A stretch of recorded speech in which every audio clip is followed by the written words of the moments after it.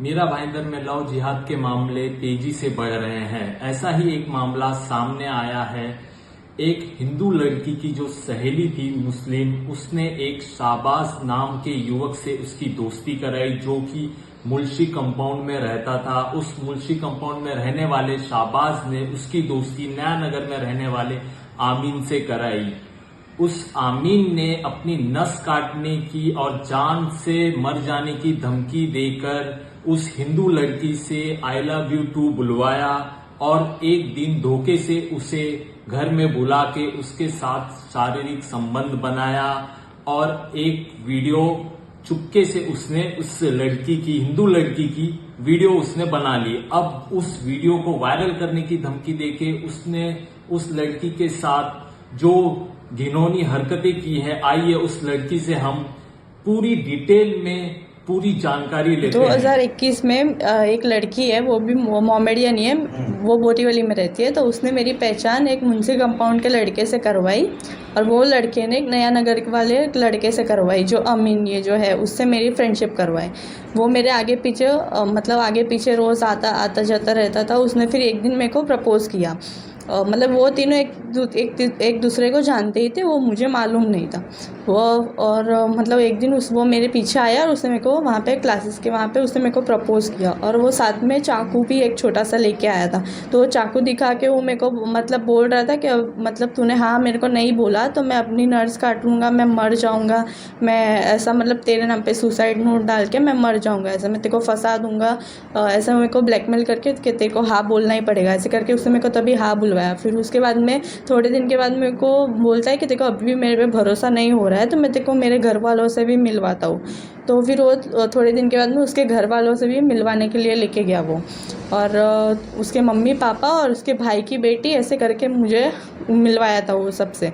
और फिर उसके थोड़े दिन के बाद में मेरे को फिर से फ़ोन करके उसने उसके घर पे बुलाया कि वो छोटी बच्ची की तबीयत बहुत ही ख़राब है तो तू घर पे आ। और मैं फिर जैसे ही घर पे गई तो वहाँ पे वो लड़का अकेला था घर पे, तभी कोई भी नहीं था। और उसने फिर दरवाज़ा बंद कर दिया और फिर उसके बाद में मेरे को बोल रहा था कि मतलब यहाँ पे घर पे कोई भी नहीं है, मैं अकेला हूँ, मुझे तेरे से मिलना था इसलिए मैंने तेरे को बुलाया। और उसके बाद में मेरे को फिर से चाकू दिखाया वही, और मेरे को बोला कि देख अभी मैं तेरे को जो बोलूँ वो तू नहीं करेगी तो मैं मर जाऊँगा यहाँ पे ही, अभी तू यहाँ पे भी आई है तो तू फंस जाएगी, ऐसे करके मेरे को तभी डराया उसने। और तभी मेरे साथ उसने ज़बरदस्ती किया और तभी उसने वीडियो बना लिया, वो मुझे मालूम नहीं था। उसके थोड़े टाइम के बाद में वो जा रहा था, दुबई गया था वो, तो वहाँ पे एयरपोर्ट पे बैठ के उसने मेरे को फ़ोन किया था कि मेरे पास तेरा एक न्यूड वीडियो है, वो मैं दुबई जा रहा हूँ तो वहाँ पे मैं वायरल कर दूँगा, तो वहाँ से आने के बाद तू मेरे साथ शादी करेगी और ये बात तू किसी को भी बोलना मत, वरना मैं तेरा वीडियो वहाँ पे सब जगह पे वायरल कर दूँगा, तेरे फैमिली मेम्बर हर एक जगह पे मैं सोशल मीडिया सब जगह मैं डाल दूँगा, ऐसे मेरे को ब्लैकमेल किया। फिर वो थोड़े मतलब जून के महीने में वो वहाँ पे दुबई से वापस रिटर्न आया। तो उस दिन वो मेरे को जिस दिन हम लोग ने शादी की उसके पहले दिन अगले दिन वो मेरे को मिलने के लिए बुलाया वहाँ पे जेपी नॉर्थ के वहाँ पे। तो वहाँ पे वो मिलने के लिए बुलाया और फिर ऐसे ही घुमाने लेके गया। और तभी फिर वही दिन रात को उसने मेरे को बोला कि अभी तू तेरे घर पे मैसेज डाल दे कि आज हम लोग ने शादी कर ली है ऐसा, और ये लड़के से शादी की है, अमीन नाम के लड़के से शादी की है, ऐसा मैसेज डाल दें। और वो दिन पर हम लोग ने शादी नहीं की थी, हम लोग ने दूसरे दिन उसके शादी की थी। तो उसके दूसरे दिन वो मेरे को बोला कि हम लोग बांद्रा कोर्ट में शादी कर रहे हैं, ऐसा बोल के वो मुझे यहाँ से लेके गया था। और यहाँ से हम लोग जा रहे थे तभी 2 लड़के भी आए थे, विटनेस जो थे वो 2 विटनेस थे। उन्होंने मेरे को बोला था आते साथ ही कि हम लोग को मस्जिद के तरफ से भेजा गया, ऐसा मुझे बोला था। और वो दोनों ही विटनेस थे, उन लोग को मैं जानती नहीं थी, वो उसने ही बुलाया। तो वो शादी के बाद में पता चला कि वो उसके ही दोनों वो दोस्त थे ऐसा।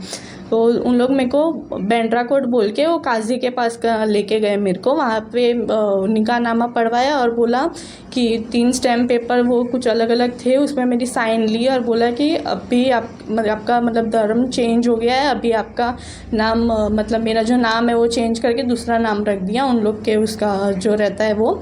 और फिर वो नाम रखने के बाद बोला कि अभी से आप हिंदू नहीं रहोगे, अभी आप मुसलमान बन गए, अभी आप काफिर नहीं हो, अभी आप मतलब मुसलमान हो, ऐसा। क्या नाम आपका रखा था? मेरा नाम रहीमा रखा था चेंज करने के बाद में। और स्टैम्प पेपर कितने का, कुछ उसकी जानकारी? नहीं, 100 रुपये, आई थिंक सो 100-200 ऐसा रुपये का कुछ स्टैम्प पेपर थे 3 अलग अलग। उस पर मेरी साइन लेने के बाद मेरे को बोला था कि अभी आपका चेंज हो गया। डायरेक्ट मुझे उसने ऐसे बोला था। आपकी तरफ से विटनेस थे कोई? नहीं, उसके ही वो दोनों थे और मेरे को बोला गया था कि वो मस्जिद की तरफ से भेजा ऐसा, पर मुझे बाद में पता चला कि वो दोनों उसके दोस्त ही है। ये और कल जब आप परसों जब आप गए थे, कल गए थे शायद, संडे को गई थी मैम। कल जब गए थे, जब कंप्लेन लिखा था, सुनने में 2:30 बजे से क्यों नहीं करा आप मेरे को बोलो। हम लोग दोपहर से वहाँ पे बैठे थे कि हम लोग वहाँ पे पुलिस स्टेशन में हमारी FIR वगैरह कुछ भी ले ही नहीं रहे थे। हम बोल रहे थे कि कल आओ परसों आओ, मतलब टाल रहे थे। हम लोग को वहाँ पे केस लेना ही नहीं था, इसलिए बोल रहे थे कि फिर रात में हम लोग 1 बजे तक वहाँ पुलिस स्टेशन में ही बैठे थे। रात में हमारी FIR दर्ज हुई है। उसके बाद भी उन लोग पूरा दिन मतलब नाटक ही कर रहे थे। हम लोग ने मैसेज वगैरह भी सब भेजा था। CP मेरे भाई के पास कांटेक्ट था, तो उसके द्वारा हम लोग ने मैसेज भेजा था। उसके बाद में हमारी रात में FIR दर्ज हुई। आपने अभी बोला एप्लीकेशन नहीं और उसकी माँ का ड्रग्स को लेकर गुम। अमीन क्या काम करते थे? वो पहले मुझे बोला था उसने कि मैं दुबई में जॉब करता हूँ। मुझे उसने ऐसे बोला था कि वहाँ पे बैंक में जॉब करता हूँ, क्रेडिट डिपार्टमेंट में। और मेरे घर वालों को भी उसने तभी ऐसे ही बोला था जब हम लोग ने शादी की थी तभी।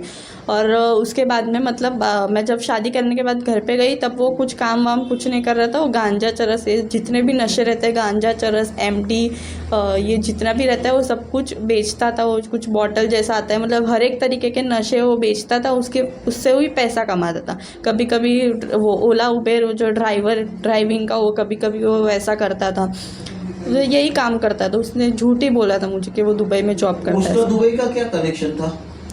वो उससे बोला था कि दुबई में मैं वहाँ पे जॉब करता था ऐसा। और उसकी मम्मी भी दुबई जाके आई है एक बार, तो वो वहाँ से जाके आने के बाद में वो उन लोग मेरे पीछे ही पड़ गए थे कि तेरे को दुबई भेजना है। ऐसा 3-4 लड़की लोग के साथ दुबई भेज रहे, तो वहाँ पे जा, वहाँ पे उन लोग कुछ पैसे भेजेंगे, वो लेके तेरे को आ जाने का है सिर्फ, ऐसा ही मेरे को बोला था। तो पर मुझे वो चीज़ कुछ वो नहीं लग रही थी। और मेरा पासपोर्ट एक्चुअली में मेरे मम्मी पापा उन लोग के पास था, तो उन लोग प्रेशर कर रहे थे, मेरे को मार रहे थे, टॉर्चर कर रहे थे कि तेरा पासपोर्ट मंगवाई तू वहाँ से उन लोग के पास से ऐसा। पर मेरे को मेरा पासपोर्ट नहीं दे रहे थे, इसलिए दुबई भेजने का। फिर आपके FIR में एक मौलाना आपके यहाँ पर आते थे और उसका जिक्र किया है, उसके बारे में डिटेल्स बताएंगे आप? तो मेरी तबीयत वगैरह सब कुछ, वहाँ पे शादी होने के बाद मैं वहाँ पे गई तो बहुत तबीयत ख़राब होने लगी थी मेरी। तो उसकी मम्मी मौलाना उस कहीं से बुलाती थी। वो उत्तन वहाँ पे दरगाह है, वहाँ पे भी मेरे को लेके जाते थे। बालिशा पीर जो दरगाह है वहाँ पे लेके जाते थे। वहाँ पे भी मतलब कुछ उर्दू में उन लोग पेपर में लिखते थे, पानी में डाल के वो जब पिलाते थे कि तेरे को पीना ही पड़ेगा, वो मेरे को ज़बरदस्ती पिलाते थे। तावीज़ वगैरह बांध के देते थे। फिर उन लोग कुछ ऐसे मन में बोलते हैं, फिर फूंकते हैं अपने पूरे बॉडी पे ऐसा। वो सब कुछ भी उन लोग मेरे साथ कर रहे थे।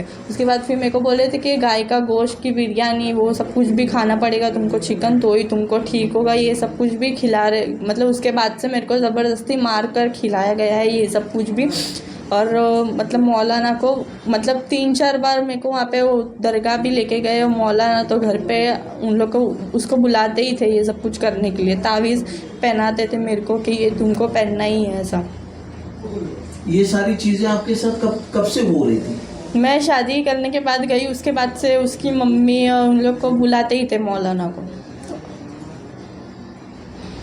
आपका जो वीडियो वायरल जो हो रहा है उसके बारे में कुछ बताएंगे जरा? हाँ, तो हम लोग के घर में झगड़े वगैरह वो सब कुछ हो रहा था नशे की वजह से। तो हम लोग, मैं और वो जो लड़का है, हम दोनों सिर्फ दूसरी जगह शिफ्ट हुए थे। तो वहाँ पे वो मुझे मारता था, कहीं भी बाहर जाता ताला मतलब मार के जाता था। खाना वाना वगैरह देता नहीं था, बंद करके रखता था। एक दिन पता चला तो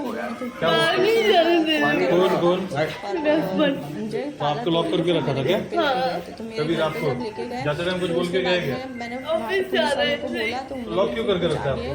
दर्ज वो नहीं किया। उसके बाद में मैं मेरे घर पे चलिए, चली उसका गई। नंबर है आपके आदमी का? हाँ, मम्मी पापा उन लोग के पास। तो वो रोज़ आता जाता था, कॉल वगैरह करता था। तो मैं एक दिन जब उसको मौका मिला, जब मैं घर पे अकेली थी, तब वो उसके 1-2 दोस्त को लेके आया। तब उसने जो मेरा न्यूड वीडियो था वो मेरे को मतलब ब्लैकमेल कर रहा था कि ये तू मतलब मैं तेरे को जो बोलूँ तू वही कर, मेरे साथ चल अभी, वरना मैं ये वीडियो अभी तेरे को सोशल मीडिया पे देख अभी मैं डाल रहा हूँ। ऐसे करके वो मेरे को तब भी के तब भी उसके साथ में अपने घर पे फिर से लेके गया। उसके बाद भी वो मेरे को टॉर्चर कर रहा था और ये सारी चीज़ें हुई। से आपको क्या सहयोग मिला? फिर मैं मेरे को फिर से लेके गया। उसके बाद में फिर से जब मैं जिस दिन भागी थी वहाँ पे, उस दिन भी मैं जब वहाँ से मेरी जान छुड़ा के भागी तो वहाँ पे भाग के सीधा मैं मीरा रोड पुलिस स्टेशन में गई थी। तो मैंने बोला मुझे कंप्लेंट करनी है, तो उन लोग ने सिर्फ मेरे को एनसी करके वापस भेज दिया था मेरे घर पे। और कुछ आगे उसके आगे कुछ भी नहीं हुआ। आप कुछ संदेश देना चाहेंगे लड़कियों को?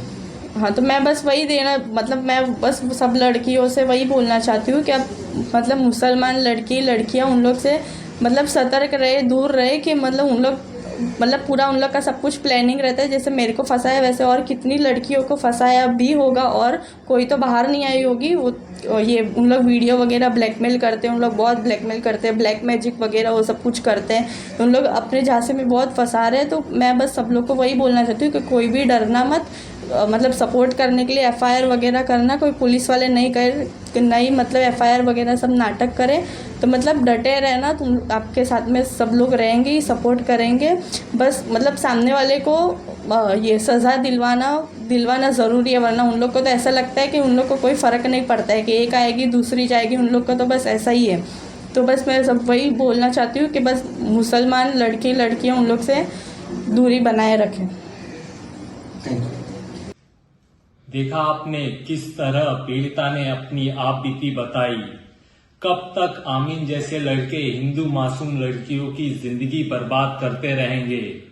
हमें प्रशासन और बहन बेटियों को जागना होगा, अब नहीं तो कब, वरना याद रखिए आपको बचाने कोई नहीं आएगा। इस तरह की वारदात और ना हो, इसके लिए हमें आवाज उठानी होगी। धन्यवाद।